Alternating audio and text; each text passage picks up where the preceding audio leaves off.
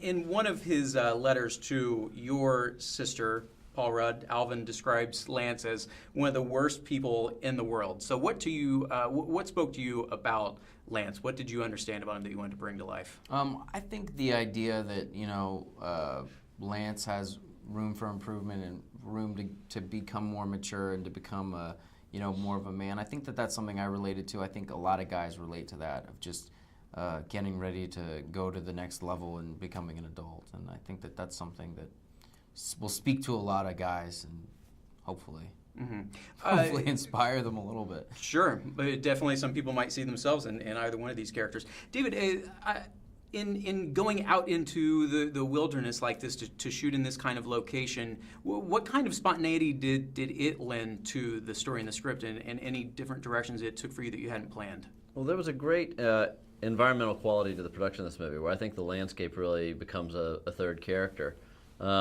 It was a region of Central Texas that had been devastated by a major wildfire.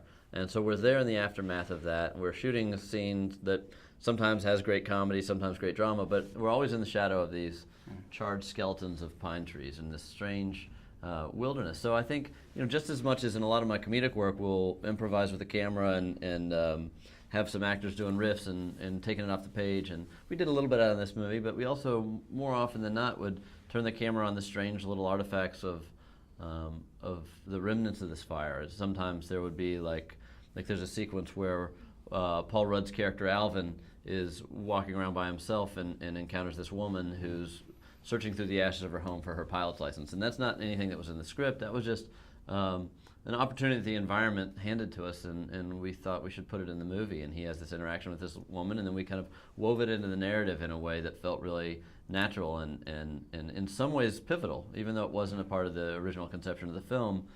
Finding little elements like a skunk eating roadkill, or a turtle walking through the woods looking for his home after the wildfire has dislocated it, or any number of things. The vibrant green caterpillar creeping across a charred black log. Things that I'm really fascinated by, the natural environment, what that does, how that affects our characters, but also the rebirth of this particular environment of, okay, it's been wiped out. There's certainly a haunted quality to it, but then there's a beautiful quality to this new opportunity of nature. Mm-hmm. Curious for both of you, in addition to directing, you produce a lot of films. If I'm not mistaken, you are making some of your own films as well.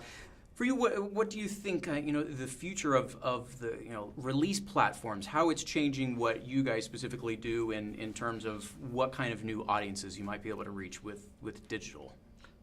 Well, that's a complicated question with a lot of layers to it, and I'm not the most educated guy in that respect about the new technologies and the new ways that people can watch movies. It's amazing the various formats that movies are available now, and that's great. Just reach as wide an audience as possible. But for me, it's about finding a great story, embracing the qualities of cinema, and recognizing the theater-going experience. At least for me right now, and making sure that the movies have this have a mindset of being seen with an audience.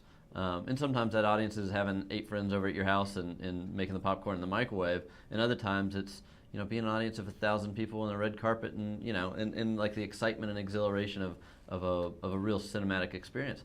And for me, it's constantly evolving. New cameras and new technologies. This is the first film I've shot digitally.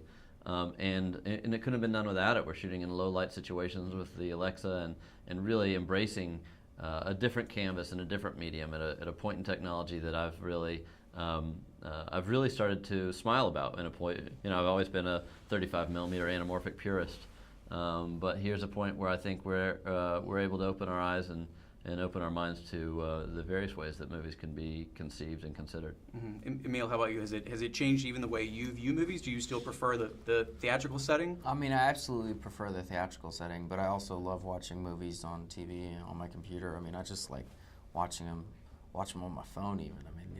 Get down and dirty with it. Mm-hmm. I'm a fan of it in all mediums. Filmmaking is expanding for sure. Thanks, guys, so much. Appreciate it. Yeah. Good talk. Yeah.